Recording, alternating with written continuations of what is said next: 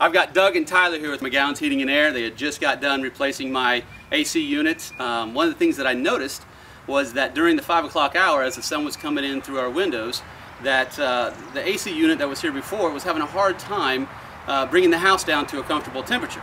So it seemed like it was constantly on and was never getting it below 80 degrees. So I had McGowans come out, take a look at it, and they decided that what was installed prior was underpowered. So Doug, why don't you tell us a little bit about what you found when you came out?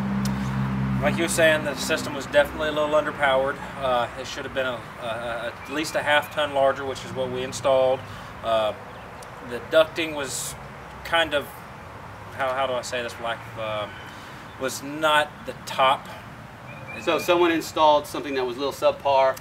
Very subpar, yes. It was the return had been cracked. It was kind of just patched together. We replaced the return side of it, and we upsized it. Upsized it as well. Yeah, we went from a 14 to a 16-inch return. Now, what will that do? It gives you more return airflow. More safe, and it pulls more of the hot air or cold air, depending on the time of the year, out of the house, and conditions it better as it sends it back into the house. Okay. The ducting itself was, was kind of sketchy. It looks like to me they just spent an hour or two up there, threw it in, and left. We've been here since about 9:30, 10 o'clock this morning. And I know you guys have definitely been here a long time. Yeah, we wanted to make sure that we did a good job for you, and got everything sealed up nice and tight, and got a good airflow and stuff like that for you.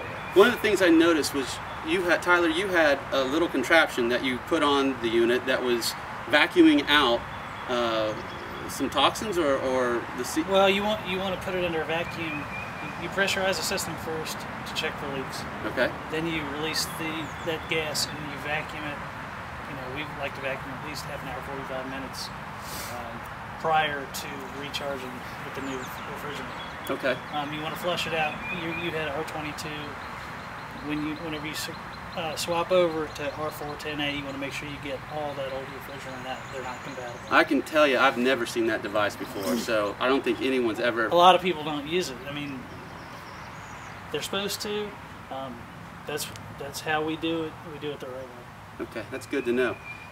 Something else that I noticed, you guys spend a lot of time checking off and making sure all the variables and pressure tests were correct.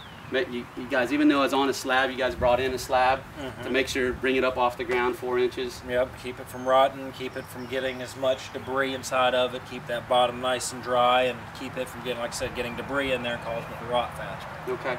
And you guys, just so I understand it, there is an inspection process. Yes. An inspector from the city will come out and inspect this. Yes. That's something else I was unfamiliar with.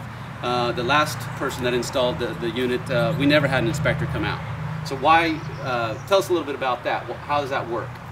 Well, like I said, after we do the job, we pull a permit at the time of the job. It's usually good for about 90 days. We try to get the inspector out within 30, 45 days to make an inspection. He makes sure that everything the ducts are sealed, make sure that the unit is sealed up, make sure that the pad and all that stuff is tied down to the unit is tied down to the pad. Proper breakers on your proper breaker sizes. Which I need one of those. Yes, it's true. And just gives a good once over, and like I said, make sure it keeps us doing our job correctly. I mean, we try to strive to do a good job, but it makes us push a little harder. Right, because you know someone's going to come behind you and check it. Exactly. That's a third party that just is going to verify that the job was well done. And I know you guys have spent a lot of time on this. One of the things I think that we noticed right away was, of course, you guys, it's past the 5 o'clock hour, the sun came in through the front windows, and you guys were doing the test to make sure that it was coming on, and within 20 minutes, it was at 80, what was it, 84? It started out at 82 degrees and pulled down to 74 in 20 minutes or so. 20 minutes. I can tell you that has never happened in this house. I would say at the 5 o'clock hour, we were lucky to keep it at 80, and then 2 hours later, we might be lucky to have it at 74, 76.